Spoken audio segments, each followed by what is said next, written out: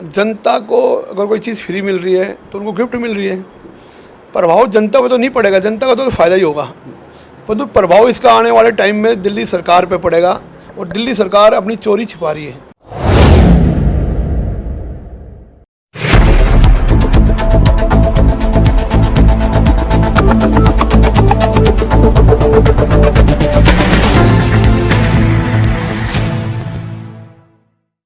नमस्कार, मैं अब्दुल बासित, आप देख रहे हैं लास्ट लाइन न्यूज़। आज हम उत्तरी नगर निगम करोल बाग जोन में यहाँ पर मौजूद हैं तेजराम जी के साथ, जो यहाँ पर चेयरमैन हैं। इनके साथ हम बहुत सारे विषयों पे जो है चर्चा करेंगे। इनका कार्यकाल कैसा रहा, चेयरमैन बनने के बाद इनका जो अफसरान के साथ जो है कैसा कॉपरेशन रहा, तो बहुत सारी बातें जो है हम जनता के सामने रखेंगे और इनसे पूछेंगे सवाल। तो आइए बात करते हैं तेजराम जी के साथ। सर, लास्ट लाइन में आपका स्वागत है। स्वागत का धन्यवाद करना चाहते हैं आपका। सर, जैसा कि आप जब यहाँ पर चेयरमैन बने इलाके के अंदर और आपके नीचे ऑलमोस्ट 12 काउंसलर हैं और बहुत एक बड़ी जिम्मेदारी है काम करवाने की, अफसर्स के साथ भी बहुत बड़ी जिम्मेदारी रहती है और लोगों की उम्मीदों पर खरा उतरना भी एक बहुत खतरनाक जॉब है। तो इन सब से आप कैसे निपटते हैं? देखो, जब से मैं चेयरमैन की जिम्मेवारी दी गई मुझे, तो मैंने बड़े बारीकी से एमसीडी को समझा किस प्रकार बिना बजट बिना साधनों के हम जनता की अधिक से अधिक काम और भला कर सकें। मेरे जोन के अंदर लगभग 5500 कर्मचारी है, लगभग 30 करोड़ सैलरी है। तो हमने ये टारगेट किया भाई जनता में बिना बजट के भी काम हो सकता है। निगम का जैसे सबसे पहला काम है सफाई। सफाई के लिए हमें कोई बजट की आवश्यकता नहीं है, हमारे पास भरपूर कर्मचारी है। 13 हमारे एसआई है, इंस्पेक्टर है, एएसआई है, हमारे एसएस साहब है। हमने एक योजना बनाई कि हम दिल्ली को अपने करोल बाग में स्वच्छ कैसे करें। तो अभी कुछ दिन पहले ही हमने बनाया कि हर शनिवार को मैं किसी भी वार्ड में बिना बताए जाऊंगा, मुझे सफाई चेक करने के लिए। मैं राउंड बता के नहीं जाऊंगा। तो हमने सिद्धार्थ होटल पे हम एक टोकन डालते 11 बजे, जिस टोकन निकलेगा उसी में जाऊंगा, क्योंकि किसी को ये ना लगे कि हमारे वार्ड में आए जी, कोई भेदभाव ना लगे। टोकन निकलेगा उस वार्ड में हम जाएंगे। डीसी साहब ने, हमने एसएस साहब ने ये योजना बनाई। इस शनिवार को हम गए, 104 नंबर वार्ड का निकला। तो 104 नंबर वार्ड में नारायणा फ्लाईओवर के नीचे हमने क्या किया, काम किया। तो हर क्षेत्र में मतलब लगभग 90% हमारा काम ठीक पाया। कुछ थोड़ी बहुत कमी आया है, जहाँ लोग कूड़ा डालते हैं नहीं मान पाते, उसके लिए हम उनको नोटिस दे रहे हैं, जन जागरण फैला रहे हैं, भैया कृपया कूड़ा ना डालें, अलग से गाड़ी की व्यवस्था कर रहे हैं। फिर हमने कहा भाई हर मंगलवार को जितने मेरे जोन में बड़े रोड हैं, चाहे वो आर के आश्रम से राजा गार्डन हो, चाहे बग्गा लिंक से धौला कुआं हो, चाहे आपका रानी झांसी रोड हो, हम हर मंगलवार को बिना बताए हम किसी रोड पे जा सकते हैं। हमारा कर्मचारी भरपूर काम करता है, भरपूर प्रयास करता है, जिसमें कि हम उनको सैलरी भी टाइम पर नहीं दे पाते। ये हमारे लिए बड़ी विडम्बना है, परंतु वो भरपूर एक परिवार को हम काम करते हैं। उसमें सफाई में काफ़ी परिवर्तन आया। हमारे मेयर साहब ने, हमने भी एक कहा जो हमें कोई गंदगी बताओ, हम सफाई हम देंगे। तो इस कार्यक्रम का अभियान चलाएंगे। भाई जनता हमें सफाई के लिए जो हम उनको सम्मान पत्र भी देंगे, जो हमें जितनी शिकायतें बताएगा, जितना हमें काम बताएगा, उसको उतना हम सम्मान पत्र देंगे। हर 3 महीने में एक कार्यक्रम करेंगे, जनता उसमें भागीदारी होगी। हम इसके माध्यम से आरडब्ल्यू वालों को भी एक लेटर दे रहे हैं, भाई हमें आप गंदगी बताओ, जहाँ सफाई सही नहीं हो पाती, जहाँ कोई दिक्कत है, कोई गाड़ियाँ खड़ी होती है, गाड़ियाँ हट नहीं पाती, हमारा कर्मचारी सुबह आके तो कई काम नहीं हो पाते। उन गाड़ियों भी हमने साप्ताहिक नोटिस लगाना शुरू किया है। एक दिन पहले देंगे भाई यहाँ पर सफाई अभियान किया जाएगा, कृपया गाड़ी कल हटा दी जाए। उनको टाइम भी देंगे 9 से 11, जनता को भी दिक्कत ना हो। तो जो बारीक बारीक हमने ऐसी योजना बनाई जिससे कि हम एक निगम को भी छवि बढ़िया हो, दिल्ली में साफ़ सुथरा वातावरण हो। तो सफाई के लिए जैसे हमारे 104 हमारे ढलाव है, तो ढलाव पे हम जाके सफाई चेक करते हैं और उनकी वीडियो मंगाते हैं। जहाँ भी कोई कमी होती है उसको हम पूरा प्रयास करते हैं, क्योंकि दिल्ली में अब जैसे करोल बाग जोन है, 15 लाख आबादी है। 15 लाख आबादी में इतने परिवार है, इतनी कमर्शियल काम है, कूड़ा कुछ ना कोई लोग डालते हैं। हम रेहड़ी पट्टी वालों को भी एक सूचना दे रहे हैं, अपना डस्टबिन रखे, कूड़ा कचरा ना डालें। दुकानदारों को भी हम सूचना दे रहे हैं, एक सूचना वो देंगे, अब भाई आप ये कृपया कूड़ा यहाँ ना डालें, गाड़ियाँ इसमें डालें। क्योंकि हिंदुस्तान में ये देखा कि जब एक भेड़ चाल होती है, जब आदमी अच्छा काम करने लगे सभी लोग अच्छी तरफ चले जाते हैं, और जब कोई आदमी कमी है तो सभी कमी की तरफ निकल जाते हैं। जिस वक्त हम यहाँ पर एंटर करें काफ़ी देर हमारे को आपके साथ मीटिंग करने में जो है टाइम लगा, ऑलमोस्ट 2 से ढाई घंटे हमने इंतज़ार करा और लगा कि बहुत ज़्यादा जो है वो महत्वपूर्ण मीटिंग चल रही थी। तो जो मीटिंग थी वो किस विषय में थी? देखो, मेरे इसमें हम हर शुक्रवार को वार्ड कमेटी होती है। वार्ड कमेटी में कुछ समस्या आती है जिस डिपार्टमेंट संबंधित, तो उसकी हम फिर 6 दिन अलग मीटिंग करते हैं। जैसे आज वक्स डिपार्टमेंट की थी, कुछ हमारे साथियों ने वक्स के लिए भाई हमारे माल नहीं है, मटेरियल नहीं है, बजट रोड ही नहीं है, तो उसके लिए हमने सभी अपने जेई, अपने एक्शन एई को बुलाया, सबको भाई साप्ताहिक हर वीरवार को आप हमें बताओगे हमारे पास इतना माल है, इतनी सीमेंट है, इतना बजट इतना रोडी है, कि शुक्रवार को हमारे पास जानकारी मिल जाए, हमारे पास कोई काम में रुकावट तो नहीं आ रही। तो पूरी उनके लिए हमें तैयारी की। कभी हॉर्टिकल्चर के, वही शिक्षा विभाग की मीटिंग हफ्ते में हम 6 करते, कम से कम 6 मीटिंग एक शुक्रवार को हम जो वार्ड कमेटी होती है। बहुत बढ़िया। अब देखिए जैसे कि जो है अगले साल इलेक्शन है, इलेक्शन ऑलमोस्ट आम आदमी पार्टी जो है वो हर क्षेत्र में लीड करती चली जा रही है। जैसे कि दिल्ली उन्होंने ऑलरेडी अपने कब्जे में ले ली है और निगम में भी जो है सफाई की वजह से उन्हें ऐसा लगता है कि बीजेपी जो है वो अपने हिसाब से काम नहीं कर पाती। तो आपका जो है इसके अंदर मतलब क्या प्लान रहेगा जिससे कि पब्लिक आपसे खुश रहे और दोबारा आपको चुने?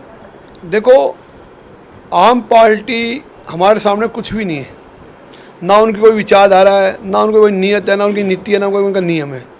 वो सिर्फ जनता को भड़काती है। मैं कहता हूँ बीजेपी अगर सफाई नहीं कर पा रही, आप कंपटीशन करा लो, जो उनके पार्षद है उनका एरिया देख लो और हमारे बीजेपी पार्षद का एरिया देख लो, तो वो क्यों नहीं करा पा रहे? उनसे अच्छा हम काम कर रहे हैं। ये नहीं कि उनके एरिया में वो पार्षद आम पार्टी के, वो क्यों नहीं काम करा रहे हैं, और जिससे कि हमारा उनसे कई गुना काम अच्छा है।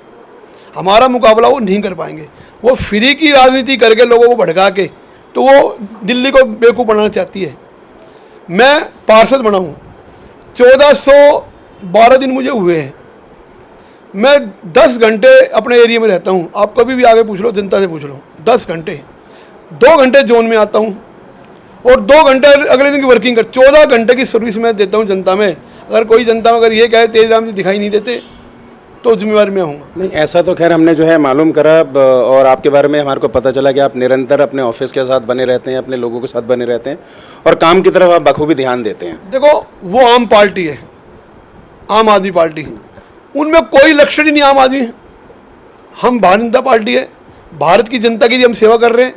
हमारे देश के प्रधानमंत्री नरेंद्र मोदी ने जो हमें संस्कार दिए, शिक्षा दी, और जो हम देख रहे हैं, तो जब देश का प्रधानमंत्री अगर मान लो 15-18 घंटे देश के लिए काम कर सकता है, तो तेजराम भी 14 घंटे काम क्यों नहीं कर सकता? तो हमारे पास एक छोटा वार्ड है, 1 लाख आबादी है।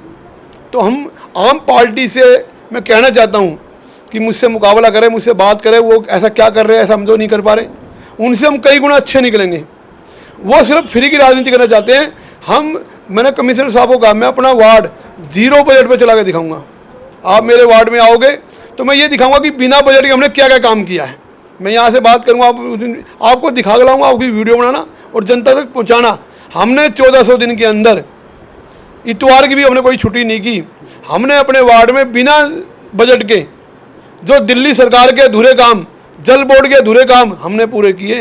ये आपको मैं सामने दिखा के लाऊंगा, आप उसको देखना। अगर कहीं झूठ निकले तो मुझे कोई भी पेनल्टी देनी। वो बिल्कुल देखेंगे, क्योंकि लास्ट लाइन न्यूज़ की जो टीम जो है उन्होंने तो कसम ही खाई है कि भाई हम ग्राउंड लेवल सर्वे ज़रूर करेंगे, आप लोगों को मोटिवेट करेंगे काम के लिए और अपनी आंखों से ज़रूर देखना चाहेंगे भाई काम। अब जैसा आप कह रहे हैं तो आपके इलाके के अंदर आपके साथ ही भ्रमण करेंगे, कोई ऐसी वाली बात नहीं है।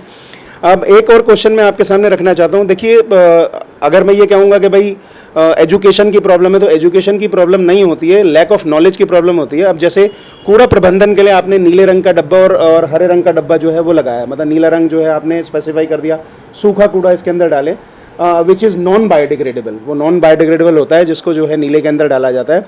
और हरे वाले के अंदर आपने सीधा सीधा बोल दिया कि गीला कूड़ा डालें, जो बायोडिग्रेडेबल होता है, कि भाई वो जो है उसकी खाद वाद बन जाती है, सारी चीज़। बहुत अच्छा करा, लेकिन उसके बावजूद भी हमने ये देखा कि लोग जो हैं हरे वाले डब्बे के अंदर जो कूड़ा डालना चाहिए वो नीले के अंदर डाल देते हैं और नीले के अंदर डालना चाहिए वो हरे के अंदर, मतलब कहीं पर भी कुछ भी फेंक देते हैं।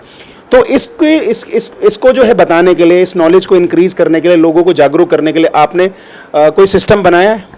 देखो, हमने जैसे हमारी टिपर गाड़ियाँ जाती हैं तो हमारा उसमें हेल्पर होता है। जब कोई कूड़ा डालने आता है तो उनको समझाया जाता है भाई बहन जी गीला कूड़ा यहाँ, सूखा कूड़ा यहाँ। हमारे एसआई भी RW से मीटिंग करते हैं, उनको बताते हैं कि इस प्रकार डालें। देखो, संपूर्ण तो समाधान नहीं हो पा रहा, भी जनता में थोड़ा सा भी जन जागरण भाव है, क्योंकि लोग जल्दी में होते हैं, देख नहीं पाते, कुछ लोग लापरवाही भी मान लो, परंतु उनको हम जन जागरण के माध्यम से हम धीरे धीरे, हमने डी साहब ने भी हमारे मीटिंग ली आरडब्ल्यू और बुला के उनको समझाया हमने, हम इसकी और काफ़ी आगे बढ़ेंगे और इसमें सुधार लाएंगे जो इसमें कमियां होगी। तो क्योंकि मेरी जानकारी में नहीं कि लोग ऐसा लापरवाही करते हैं, पर मैंने तो कभी ऐसी जानकारी मिली नहीं है, पर अगर कोई ऐसा होगा तो उसकी जो भी समाधान हो पाएगा और जितना भी जन जागरण हमसे होगा, हमारी इधर टीपर है, हम टीपर पे जो लाउड स्पीकर होता है उस पर आवाज़ चलवाएंगे, भाई कृपया गीला कूड़ा यहाँ डालें, तो जनता उसमें जाएगी। हम भाई घर का कूड़ा जो है बाहर ना डालें, घर का कूड़ा इसमें डालें, तो हम उसकी एक ऐड बदल देंगे, क्योंकि हमारे पास टीपर हर गली में जाता है। मेरे यहाँ 39 टीपर है, हर वार्ड में 3-3 टीपर है, तो उसके माध्यम से हम जनता में जागरण करेंगे तो धीरे धीरे जनता में फ़र्क, क्योंकि हिंदुस्तानी जनता बड़ी सियानी है, जब वो अच्छे काम की तरफ जाती है ना तो वो पूरा काम करती है। अच्छा सर, एक और बात, अब जैसे एमसीडी के कुछ लॉज होते हैं, जैसे कूड़ा जो है वो तो पब्लिक ही फैलाती है, और एमसीडी में एक लॉ भी है कि अगर जैसे दुकानदार के आगे जो है वो कूड़ा वगैरह होगा तो उसके लिए वो चालान वगैरह भी जो है काटे जाते हैं। तो लास्ट लाइन टीम का आप लोगों से सिर्फ ये निवेदन रहेगा कि ये चालान प्रक्रिया को जो है कम करके उनको जागरूक करें कि वो कूड़ा जो है किसी न किसी डब्बे में डालें, सो दैट आप उसे आराम से पिकअप कर लें और लोगों पे सख्ती ना हो। बस ऐसा कुछ प्लान है आपका? देखो, ये हमारे जोन में हमने किसी को नाजायज़ आते कोई चालान नहीं किया। कोरोना काल में उन्होंने चालान को रोक दिया था। अब हमने ऐसा कोई चालान हम कभी नहीं करते कि हमें से इससे आय मिले। हम चालान करते हैं लोगों को बड़ा समझाने के बाद, हम उनको सूचना देंगे पहले, भाई अपना कूड़ा कृपया यहाँ ना डालें, अपना कूड़ा गाड़ी में डालें, अपना कूड़ा डस्टबिन में डालें। उसके बाद अगर कोई नहीं मान पाता, कोई लापरवाही करता है, तो हम पहले उनको नोटिस देते हैं। हम डायरेक्ट उनको चालान कभी नहीं काटते, नोटिस देते हैं। नोटिस के बाद अगर वो लापरवाही करता है दोबारा, तो जब उसको हम चालान काटते हैं।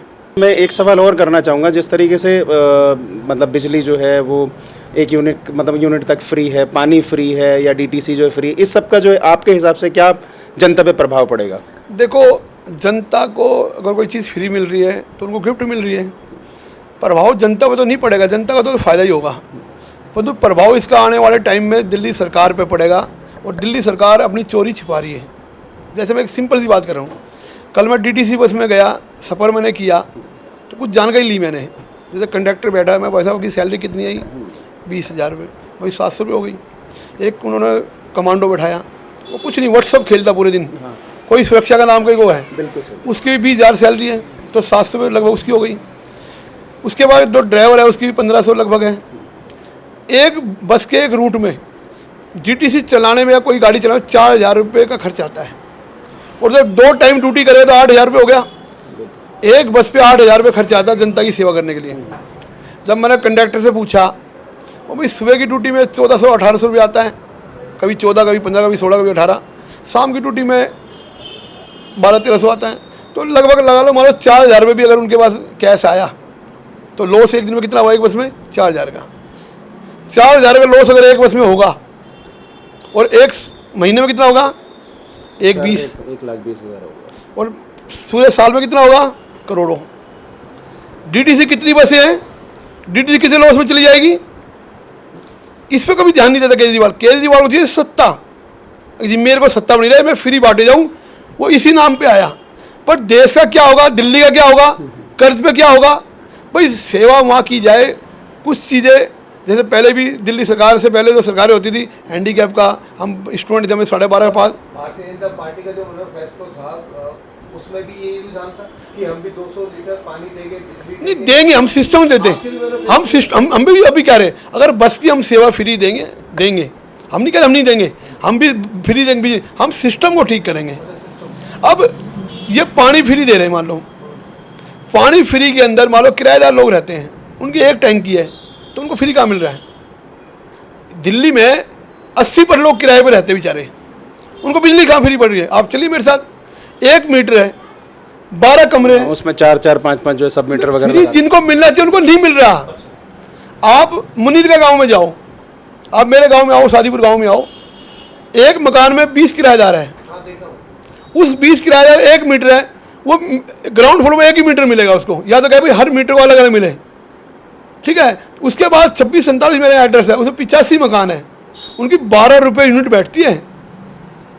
मकान मालिक जब बिल आएगा उसको डिवाइड करेगा। नहीं, ये चीज़ तो हमने देखा कि मतलब 11-12 रुपये मीटर वो बैठता सिर्फ झुग्गियों में जाके वोट बैंक बनाना चाहता है। सही मायने में जिस बिजली का लोगों को फ़ायदा होना चाहिए उनको फ़ायदा मेरे पास नहीं है। आप सर्वे कर लो मेरे वार्ड में, पूरी दिल्ली में कर, जितने लोग किराए पे रहते हैं उनको फ़ायदा नहीं हो पा रहा। हर ग्राउंड हर फ्लोर पे 1 मीटर मिलेगा। अब जो फ्लोरों पे तो पैसे वाले हैं, कोठिया है, उनको वैसे ज़्यादा बिल आना है, और जो गरीब लोग हैं उनके वो फ्लोर वाइज नहीं है, तो फ़ायदा किसी को नहीं हो रहा। अच्छा, आम आदमी के पार्टी के जो विधायक है राजकुमार आनंद जी, उनका कहना है कि हम अगर निगम में आते हैं तो दिल्ली भ्रष्टाचार मुक्त होगा, और भारतीय जनता पार्टी का काम ही यही है कि भ्रष्टाचार करना। मैं कहता हूँ राजकुमार आनंद को मेरे सामने आमने सामने बैठे जनता दरबार लगाए, एक जवाब दे भ्रष्टाचार ये हुआ, उसका जवाब मैं दूंगा। तो लेंटर किसने कहा था? उनकी लेंटर के साथ आप कोई बताओ, किसी भी आदमी का अगर कोई पैसे कहीं से लेके जा रहा है, अगर वो मेरे पास शिकायत आई है तो उसका समाधान किया मैंने, 0 रुपये नहीं लेने दिया मैंने। ऐसी ऐसी बिल्डिंगें दिखाता हूँ जहाँ 1 रुपये कोई कह दे दिया है, उसके बाद अगर कोई देता है तो जानकारी मुझे दो, उसकी कार्रवाई करूँगा। मैं 5 साल का पार्षद हूँ, इससे पहले भी अगर कोई मेरे यहाँ से कोई पैसे लेके गया उसका नाम बताओ, और जिसने कहा है ये पैसे ले गया उस पर कार्रवाई करूँगा। राजकुमार आनंद की खुद बिल्ड रहे हो, वो खुद पैसे देता है क्या? राजकुमार आनंद से ये पूछना कि आपने बिल्डिंगें बनाई है, आपने जे को कितना पैसा दिया है। राजकुमार आनंद तो इसको क्वेश्चन नहीं कर सकता। राजकुमार आनंद के पटेल रोड के ऊपर इतनी बिल्डिंगें बन रही है, अगर मेरा जेई अगर कोई एमसीडी पैसे लेके जाती है तो कार्रवाई क्यों नहीं की आपने? आम आदमी तो कोई कह भी देगा सुनी बातें। राजकुमार आनंद अगर ये विधायक बात करेगा एमसीडी लैंटर से पैसे लेके जाता है तो बता दे राजकुमार आनंद, जो आपने बिल्डिंग बनाई है कितने रुपए लैंटर आपने दिया है, उसकी कार्रवाई करूंगा राजकुमार आनंद के कहने पे। अगर कोई भी मेरे वार्ड में अगर कोई ऐसा कहता है, कोई देता है तो हमें बताओ, कोई लेता है मांगता है हमें बताओ, हमें जिसकी जानकारी उस पर हमने कार्रवाई की है मैं जनता में जाकर बता सकता हूँ। जिसने मुझे बताया कि कोई कमी आई है तो उसका साथ मैंने दिया है, और ये ओपन कहा मैंने अपने 3 बार मीटिंगें करके, अपना नक्शे से बनाओ, नक्शा अगर पास भी नहीं करा पा रहे मत कराओ, पर नक्शे से बना लो, कोई एक पैसा मत दो। मतलब आपके क्षेत्र में कोई लेंटर के पैसे नहीं ले सकता? मुझे जानकारी नहीं है, मेरे घर में आज रिश्वत 1 रुपये नहीं गया, मुझे मंदिर में खड़ा कर लो। बहुत बढ़िया। मेरे घर में अगर कोई, मेरे परिवार में अगर कोई परिवर्तन आया हो, मैं ना मेरे पास ड्राइवर, ना मेरे पास गाड़ी है, ना मेरे पास कोई हेल्पर है, 50,000 रुपये बचत करके जनता में लगाता हूँ। जो मेरे परिवार ने मुझे गाड़ी के लिए कि भाई गाड़ी ले नहीं लूँगा गाड़ी, मुझे ड्राइवर नहीं चाहिए, मुझे सीमेंट का कट्टा चाहिए, मैंने 1400 दिन कोई गाड़ी में नहीं है, पैदल आता हूँ, यहाँ से आगे ई रिक्शा पकड़ता हूँ, जोन में पैदल आता हूँ मैं। ये तो बहुत बहुत अच्छी और बात है। कोई अगर ये कह दे अगर तेजराम फोन अगर 1 रुपये की अगर कोई वो किया ना, मेरे घर में अगर 1 रुपया गया हो कभी रिश्वत का, तो मुझे जो सजाओगे मैं दूंगा। मेरे बच्चों में कोई प्रभाव नहीं पड़ा रिश्वत का, मेरे परिवार में 44 का मकान है, मेरी माता जी, मुझे कोई आज कोई मैंने कभी मैं रिश्वत को बड़ा विरोधी हूँ। मैंने 25 साल बच्चे पढ़ाए हैं। अगर पैसा कमाना चाहता ना 12-12 घंटे क्लास लेता था, और बच्चे वे पढ़ाए तो आज अच्छी अच्छी पोस्ट पर गए हुए। मेरे पास 1000 लोगों की टीम है, अगर 10-10 रुपये उधार मांगूंगा ना तो मैं अपना वार्ड के लिए खर्चा कर लूँगा, मुझे रिश्वत मांगनी तो उतनी है। अगर 25 साल मैंने बच्चे पढ़ाए, अच्छा आप अध्यापक भी हैं? हाँ, कोचिंग से वे बच्चे पढ़ाए, बच्चे पढ़ नहीं पाते थे। एक बच्चे अगर 100 रुपये फीस भी लेता तो लगा लो कि 2000 बच्चे मेरे एक उसमें होते थे साल में, तो 2 लाख रुपए उस समय कमा सकता था मैं, जब मुझे पैसे की जब मैं देश की जनता की सेवा कर रहा था। बहुत बढ़िया। लैंड पे पैसे क्यों लेंगे? और जो भी अगर कोई एमसीडी का लेके जाएगा वो मुझे एक भी बता दे भाई ये आदमी ले गया, उस आदमी को ढूंढ के उनके सामने पेश कर दूंगा। ऐसे प्रतिनिधि की हमारे देश को सख्त जरूरत है। देखो प्रतिनिधि में एक सेवा कर रहा हूँ, जो मुझे पार्टी ने मौका दिया। हम भी सुनते थे निगम पार्षद ऐसा नहीं है, हम भी कहते निगम ऐसी है ऐसे, हमने निगम में चेंज किया और चेंज करेंगे। अभी मेरी 3 घंटे पहले मीटिंग हुई थी, मैंने कहा भाई जो वर्क्स डिपार्टमेंट है, जो हमारे कर्मचारी है वो क्या पूरे दिन करते हैं, 8 घंटे की दिनचर्या चाहिए मुझे। सुबह 9 बजे हाजिरी लगा के 8 बजे क्या क्या काम किया सब जेईओ को मैंने भी कहा है। जो आदमी मेरी ड्यूटी पे है ऑन ड्यूटी वो बताएगा भाई मैंने आज ये काम किया, उनकी टीम है उनकी लिखित रूप में वो सारी शिकायत लिखित दो, मुझे ऑन ड्यूटी चाहिए भाई क्या काम किया। अगर मेरे यहाँ मैट है, वो मैट सुबह 9 बजे आ गए, उसने पूरे दिन क्या किया, क्या क्या कार्रवाई की, उसकी लिखित में चाहिए मेरे को डेली की। क्योंकि अगर राजकुमार आनंद, मैं दोबारा कहना चाहता हूँ, वो कहता है कि लैंडो से पैसा, तो राजकुमार आनंद 25 साल से बिल्डर हैं और अब भी वर्तमान में भी विधायक है। एक भी एफआईआर क्यों नहीं कराई उसने, एक भी एमसीडी क्यों नहीं पकड़वाया उसने। मेरे वार्ड में उसकी बिल्डिंग अभी बन रही है, और जिस बिल्डिंग में से ऑफिस बना रखा वो अनऑथराइज काम है, वहाँ बिल्डिंग का काम चल रहा है, वो नीचे अभी वो संपूर्ण नहीं हुई, काम कंस्ट्रक्शन का काम चल रहा है। जब बिल्डिंग पास नहीं हुई, अभी मान लो या बिल्डिंग में काम चल रहा है तो उसमें ऑफिस नहीं बनाना चाहिए।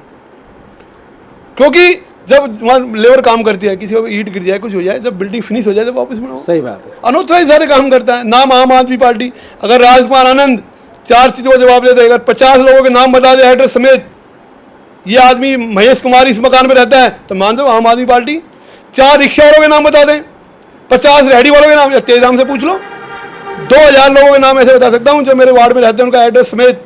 ये बी ब्लॉक 288 में रहते हैं, ये डब्ल्यू इतने में रहता है, मैं बता दूंगा आपको। 10,000 लोगों के नाम बता सकता हूँ मैं भीड़ में। राजकुमार आनंद किराए के लोग लेके आता है 300 रुपये में, वो एक आदमी नहीं जानता किसी को। बात आम आदमी पार्टी और राजकुमार आनंद मुझसे बात करे, जनता दरबार लगाए और जनता में बात करे, एक काम वो बताए मैंने ये किया, एक काम मैं बताऊंगा। उनका बजट इतना है, 10 करोड़ बजट है, 50 करोड़ है। 2 बजे रैली भी निकाली है उन्होंने। भाई साहब वो सारे किराए के आदमी हैं, अच्छा। कार्यकर्ता उनके भाई नहीं। रैलियां कार्यकर्ता निकाले, देश भावना में निकाले। राजकुमार आनंद को कभी मेरे सामने बिठाओ और एक एक पे चर्चा करो, एक एक विषय पे, जल बोर्ड पे, सफाई पे, हमारी जहाँ कमी होगी उसको हम पूरा करके दिखाएंगे। पूरा किया हमने, अब कोशिश करेंगे सर। नहीं पूरी कोशिश। राजकुमार आनंद घर से 11 बजे निकलता है, मैं सुबह 6 बजे निकलता हूँ। मैं अपने ऑफिस में 12 घंटे पूरे वार्ड में रहता हूँ। राजकुमार आनंद कहाँ कितना टाइम देता है? राजकुमार आनंद के जो काम है वो मैं पूरे कर रहा हूँ। खामपुर गांव के अंदर लगभग 3 साल पहले लाइन डाली थी, वो रिपेयरिंग मैंने कराई। शादीपुर मेन बाजार में सीवर लाइन डाली थी, उसकी रिपेयरिंग मैंने कराई है। सर बहुत बहुत धन्यवाद। लास्ट लाइन के सामने आपने अपने विचार रखे और जनता के बारे में बताया, और अपने अफसर्स के साथ भी आपके जो काम का कोऑपरेशन वो बहुत अच्छा जो है फ्यूचर में रहे। सर बहुत बहुत शुक्रिया सर। मैं आपका धन्यवाद करना चाहता हूँ कि आप एक मेरे छोटे से कार्यकर्ता के रूप में आज मेरे जानकारी लेने आए, और जो जानकारी मैंने दी है इसमें कोई भी कतई कोई झूठ नहीं होती। मैं जो काम करता हूँ बिल्कुल ईमानदारी से कहता हूँ, क्योंकि 12-16 घंटे काम ईमानदारी से करके मैं आपका एक धन्यवाद करना चाहता हूँ।